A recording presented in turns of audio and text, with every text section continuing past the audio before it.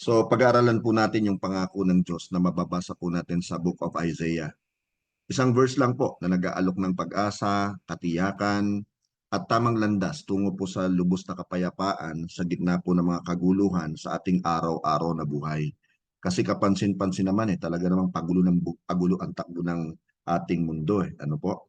Now, ang atin pong teksto ay babasahin po natin mula sa aklat ng Isaiah chapter 26 verse 3. Please listen carefully. You will keep in perfect peace all who trust in you, all whose thoughts are fixed on you. Ang pangako pong ito na perfect peace o lubos na kapayapaan ay nanggagaling po sa Panginoon. Hindi po ito yung panandaliang pakiramdam lamang, kundi isang malalim at nananatiling kapayapaan na, sabi ko nga kanina, nagmumula po sa ating Diyos na buhay. Atin pong i-explore o sasaliksikin ng mga katotohanan ito sa pamamagitan po ng tatlong mga pangunahing puntos. So humanda na po sana ang bawat isa. Ang title po ng pag-aaralan natin ay God's Perfect Peace. Okay, so ang point number 1 po natin is trusting in God. Kanino ka nagtitiwala, kapatid? Sa totoo lamang, pag may nasa gipit kang kalagayan, kanino ka ba talaga tumatawag? Sino talaga yung pinagkakatiwalaan mo? Now, sa Isaiah chapter 26 verse 3a, yung first part, nakasulat po, you will keep in perfect peace all who trust in you. Ang unang bahagi po ng verse na ito ng Isaiah 26:3 ay nagbigay ng condition para ma-experience po ang lubos na kapayapaan, ang magtiwala sa Diyos. Ang pagtitiwala ang foundation sa ating relationship sa Kanya. Sa Proverbs chapter 3 verses 5 to 6 nakasulat po, trust in the Lord with all your heart. Do not depend on your own understanding. Seek His will in all you do, and He will show you which path to take. Ang nagtitiwala po sa Diyos ay nangangahulugan na umaasa sa Kanyang karunungan at hindi po sa ating karunungan. Kapag nagtitiwala po tayo sa Kanya, then kinikilala po natin ang Kanyang dakilang kapangyarihan o yung Kanyang sovereignty at kabutihan sa bawat situation. Sa original Hebrew, ang salita pong trust ay nagbibigay ng sense of security and of course confidence.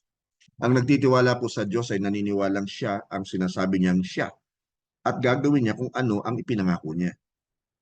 Naalala ko po yung isang great man of God, si George Mueller. Siya po actually ay nabuhay noong mga 1800s. Isa po siyang Christian na evangelist. Bagamat wala po siyang regular income, alam niyong ginagawa niya, nagpe-pray lang po siya. Kasama yung pagtitiwala sa Diyos na magpo-provide ng lahat ng kanyang pangangailangan. At hindi lamang po yon. Nagkaroon siya ng burden sa mga alaboy-laboy na mga bata sa lansangan. So nag-pray siya sa Lord na mag-provide ng isang bahay ampunan. Hindi po siya humingi ng financial support sa ibang tao. Panalangin lang talaga ang tanging niyang inasahan. Now, ano po ang naging resulta? Well, mahigit pong 10,000 orphans ang naalagaan at napag-aral niya during his lifetime. Nakapagtayo rin po siya ng 117 schools na nagturo po ng Christian education sa mahigit na 120,000 na mga students.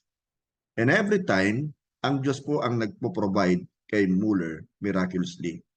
Ito po yung nagpapakita ng kapangyarihan ng lubos na pagtitiwala sa Kanya. Kaya napakahalaga po na kung hindi pa rin tayo sa Diyos lubos na nagtitiwala, then mag-shift na po tayo. Pagtiwalaan po natin ang ating Panginoon. Dahil katiwa-tiwala po siya kung i-compare po natin sa mga taong pinagkakatiwalaan natin. Kapag isinuko po natin ang ating worries and fears sa Diyos, binubuksan natin ang pinto sa Kanyang perfect peace. Now secondly, second na point, fixing our thoughts on God. Saan naka-fix ang mind mo? Sino ang madalas mong iniisip? Sa Isaiah chapter 26, 3b, nakasulat po, you will keep in perfect peace all whose thoughts are fixed on you.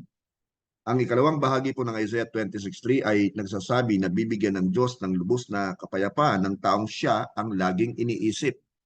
Kaya napakahalaga po na dapat ang laman ng ating isipan sa tuwina ay walang iba kung hindi ang ating Panginoon. Pero sa totoo lamang dahil sa business ng ating life, natutokso tayo At nalilin lang tayo ng diablo na ang atin pong mga iniisip ay napupunta sa kung ano-ano o kung sino-sino. Now, tandaan po natin, kapatid kaibigan, yung nakasulat sa Philippians chapter 4 verse 8. And now, dear brothers and sisters, one final thing. Fix your thoughts on what is true and honorable and right and pure and lovely and admirable. Think about things that are excellent and worthy of praise. Ito po yung nangangailangan ng pagbubulay-bulay ng salita ng Diyos at ng kanyang mga katangian. Nangangulugan to ng pagkakaroon ng conscious at saka intentional effort na i-align po natin ang ating iniisip sa katotohanan ito. Ano po, wag tayong actually magoyo ng kaaway. Marami tayong masyadong iniisip and sometimes actually mga iniisip natin ay hindi naman talaga yun ang dapat nating isipin. Nakakasira lamang actually sa ating mga dapat gawin. Now, ang Hebrew word po for fixed ay nagpapahiwatig ng pagiging steadfast at immovable. Ang ating isip ay dapat focus po sa Diyos at hindi pa bago-bago at hindi apektado ng mga distractions at mga alalahanin po sa buhay.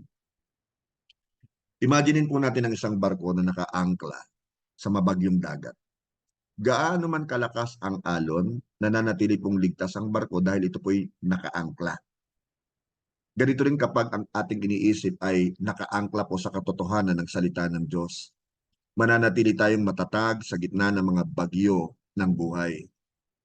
So gawin po nating daily habit ang magbasa at magbulay-bulay ng salita ng Diyos. Kapag ginawa po natin to, inaalaw po natin ang kanyang katotohanan na tumagos sa ating kaisipan. At pinapanatili tayong nakaangkla ng may kapayapaan anuman ang atin pong kalalagayan. Point number 3, experiencing God's perfect peace. Sa Isaiah, yung atin pong teksto, chapter 26 verse 3, you will keep in perfect peace all who trust in you, all whose thoughts are fixed on you. Meaning, kapag tayo po'y nagtiwala sa Diyos at i-fix natin ang ating isipan sa Kanya, then, and only then, mararanasan po natin ang Kanyang perfect peace. A peace that passes all understanding.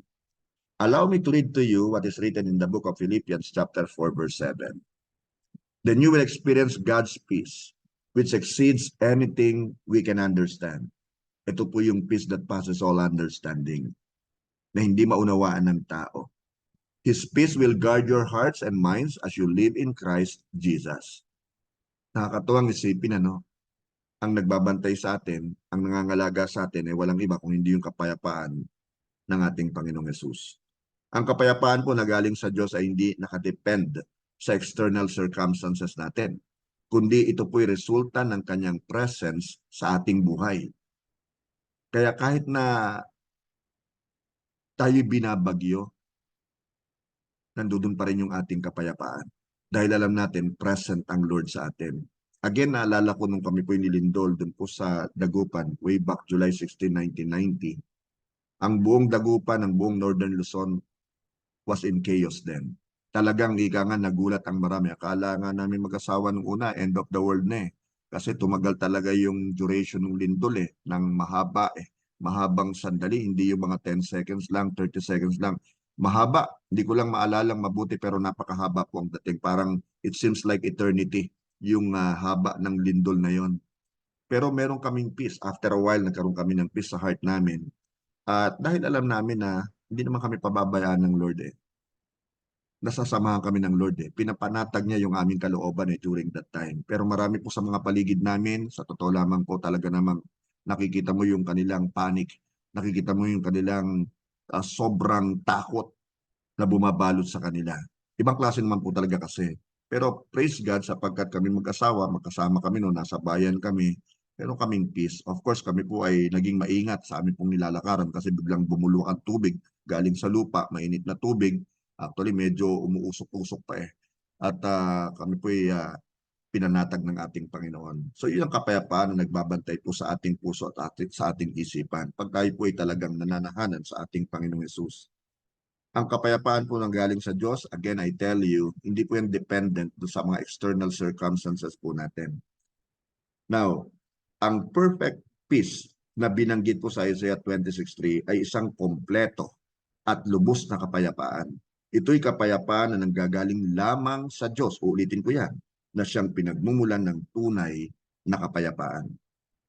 May nabasa po akong anecdote noong 1873 actually, namatay po ang 4 na anak na babae ni Horatio Spafford sa isang shipwreck. Nabangga yung barkong sinasakyan nila. Hindi po kasama tong si Horatio.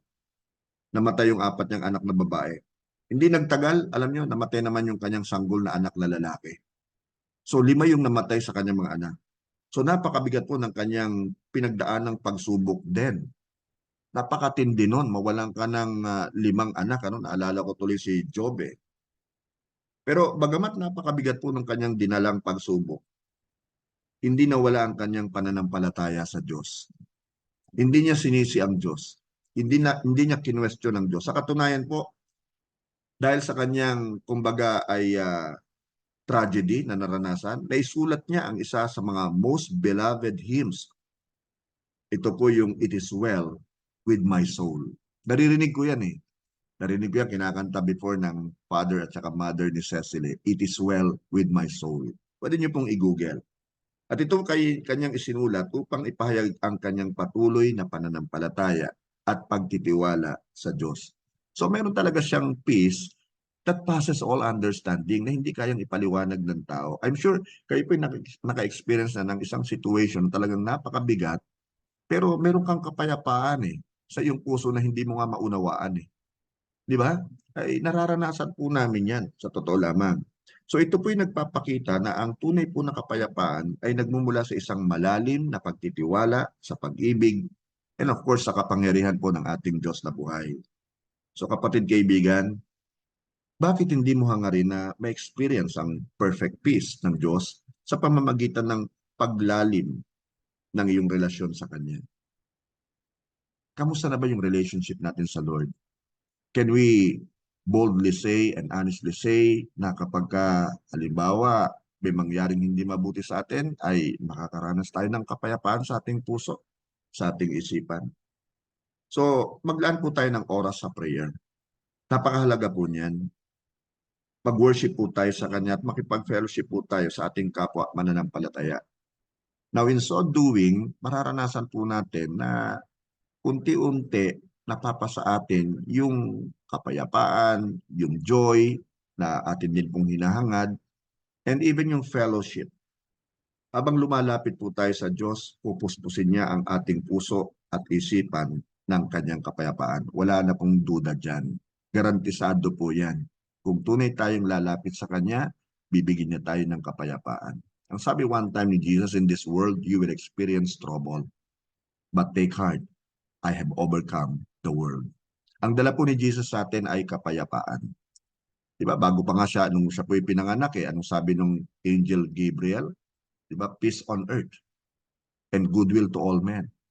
So kapayapaan talaga yung dapat nating hangarin. Aanin natin na marami tayong pera, sikat tayo, makapangyarihan tayo, pero deep inside, wala tayong kapayapaan.